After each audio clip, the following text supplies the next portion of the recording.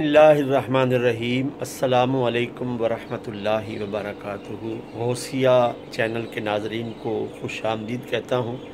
Channel को subscribe भी कर लें, लाइक और शेयर करें और हमारे चैनल की इस वीडियो को मुकम्मल देखें। आज हम एक कोशिश करने लगे हैं, अगर आपकी तरफ से इस कोशिश में कोई रिस्पांस मिलेगा तो कोशिश करेंगे कि एक फूड का चैनल अलहदा बनाकर उस पर काम किया जाए। तो आज हम बना रहे हैं गोश्त बीफ और कीमा बीफ मिक्स। ये रेसिपी ज़ाती तौर पर मुझे बीफ का जो गोश्त है ना वो पसंद है, तो जिस तरह मैं ख़ुद बनाता हूँ आपसे शेयर करेंगे। तो हमारी इस वीडियो के साथ साथ आपने चलना है। हमने फ्रेश बीफ का गोश्त लिया है, दोनों को मिलाकर ना तकरीबन 250 ग्राम ये बीफ है और 250 ग्राम ही कीमा है। तो इसको अब हम अच्छी तरह धोने की कोशिश करेंगे।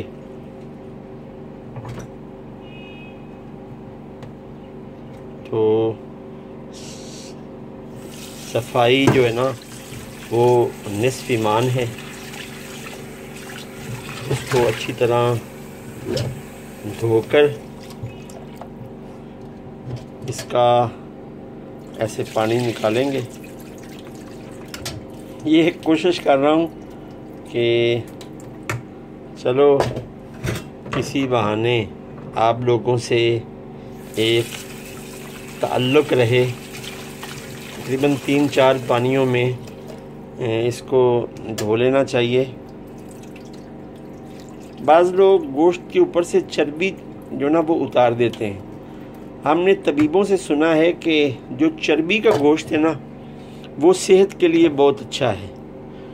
तो इसी चर्बी की वजह से जो आपकी रेसिपी है ना उसका जो शोरबे का सिस्टम होता है, जो ग्रेवी होती है वो भी गाढ़ी बनती है और उसे खाने में भी बड़ा लुत्फ़ आता है। और गोश्त का जितना असर होता है ना उस ग्रेवी में उस चर्बी के ज़रिए उतर जाता है और खाने का फिर लुत्फ़ आएगा।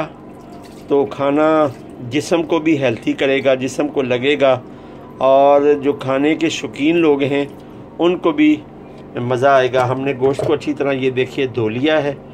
तो अब हम इसको चूल्हे पे चढ़ाते हैं और इसमें ऑयल डालकर बग़ैर पानी के इसको कुछ देर के लिए भूनेंगे। और बाकी जो मसाला जाते हैं, प्याज है, लहसुन है, अदरक है, हरी मिर्च है और सुरख मिर्च है, हल्दी है और जो बाकी मसाला जात डाले जाएंगे वो आपके सामने डाले जाएंगे, उसको भी आप देखिएगा।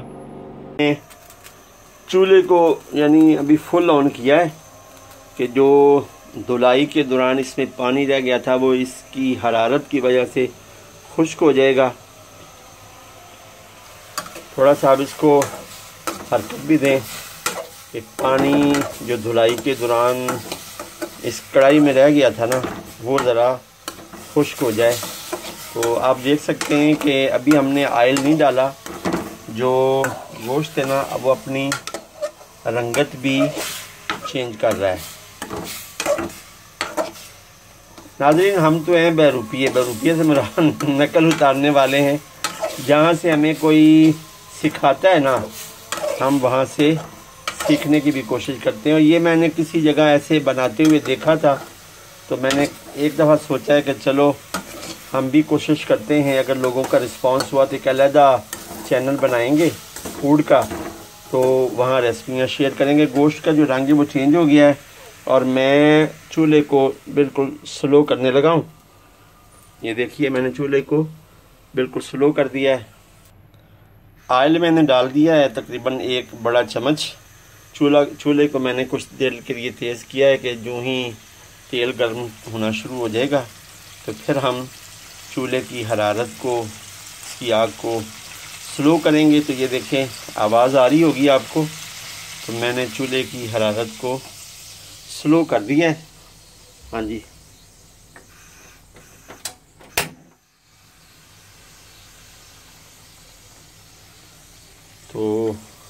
अब हम बग़ैर पानी के इसी आयल में गोश्त को अच्छी तरह पकाएंगे, और जब पानी की ज़रूरत होगी वो इंशाल्लाह ताला आपके साथ शेयर करेंगे।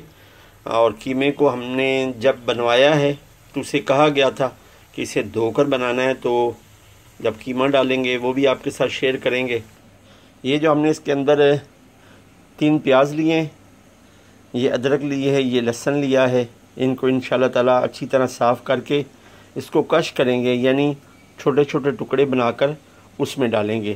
तो हमारे आपने वीडियो के साथ रहना है और इस वीडियो को आपने मुकम्मल देखना है। ये देखिए, हमने अभी तक गोश्त में किसी मसाले को अभी दाखिल नहीं किया, तो ये इसी आयल में जो हमने डाला था उसमें अभी पक रहा है। तो जब पानी डालेंगे वो एंड में डालेंगे, वो भी आपके साथ शेयर करेंगे। और ये हमने जो 3 प्याज लिए हैं उसको छील लिया है, इसको अब हम कश करेंगे छोटे छोटे टुकड़ों में। ये लहसुन है, ये 2 हरी मिर्च हैं। मैं तेज़ मसाला खाने की कोशिश नहीं करता।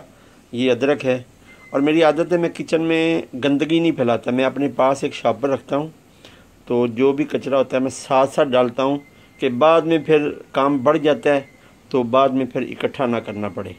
तो अब हम इसे कश करेंगे, कश करने के बाद फिर आपसे शेयर करेंगे। और कश करने के बाद इन तमाम चीज़ों को वो कढ़ाई में डाल देंगे जिसमें हमने गोश्त को डाला है। उसके बाद और इनको डालने से पहले हम कीमा डालेंगे और उसको कुछ देर अच्छी तरह पकाएंगे। ये हमने कीमा भी डाल दिया इसमें, मैंने कीमा मोटा करवाया है। ये जो रेसिपी है ना, ये मटन के गोश्त और मटन के कीमे से भी इसी तरह बनाई जा सकती है, और लोगों के घरों में भी कीमा बनाने वाली मशीनें होती हैं।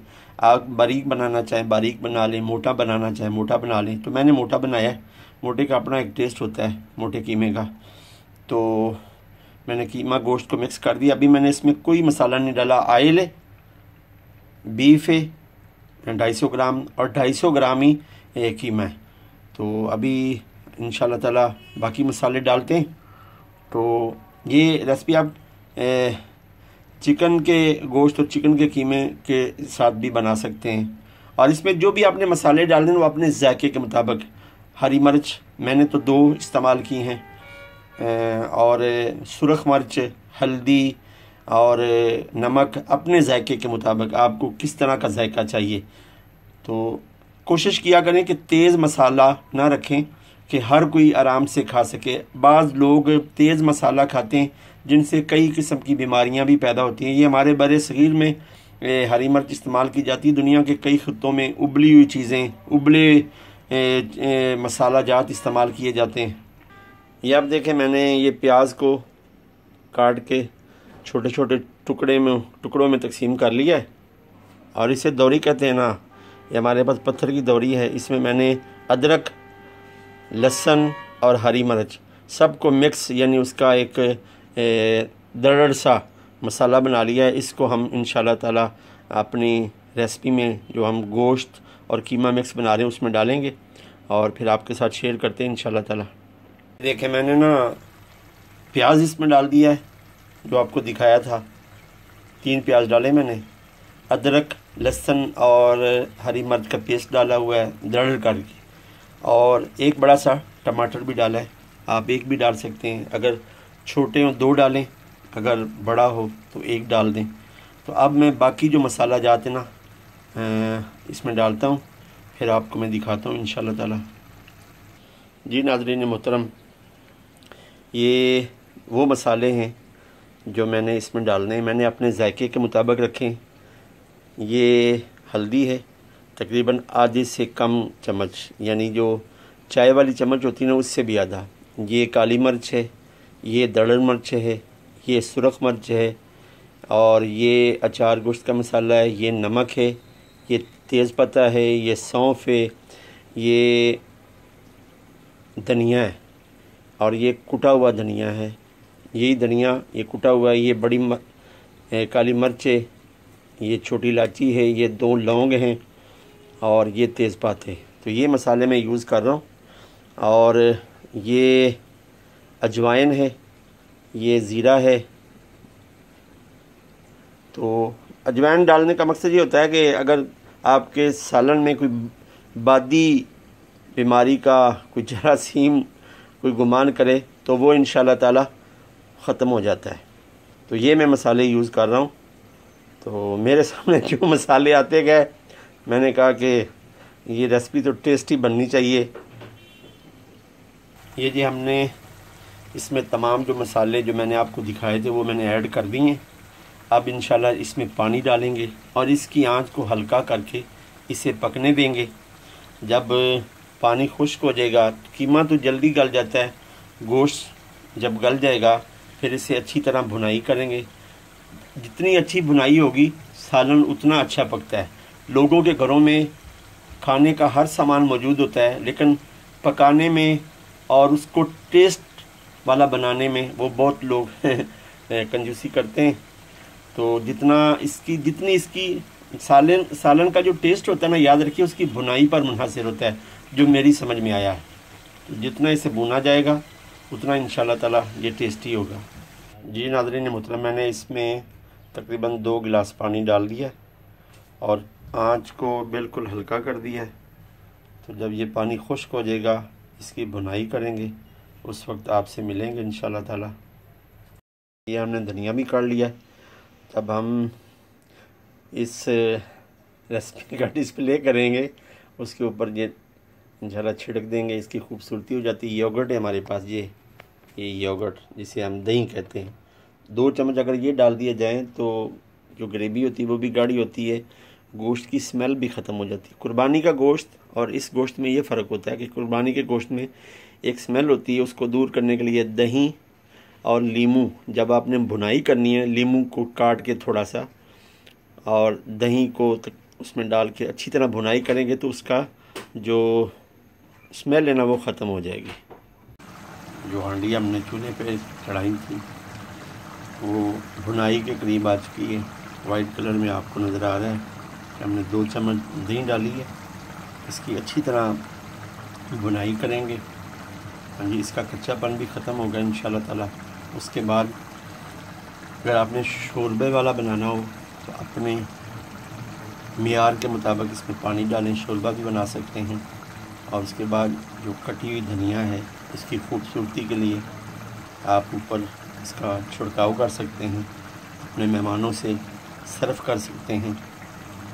तो उम्मीद करता हूँ कि आपको ये मेरी रेसिपी पसंद आएगी और आप इसको लाइक करेंगे, शेयर करेंगे और कमेंट में बताइएगा कि हमने ये जो आज काम किया है ये कैसा काम है।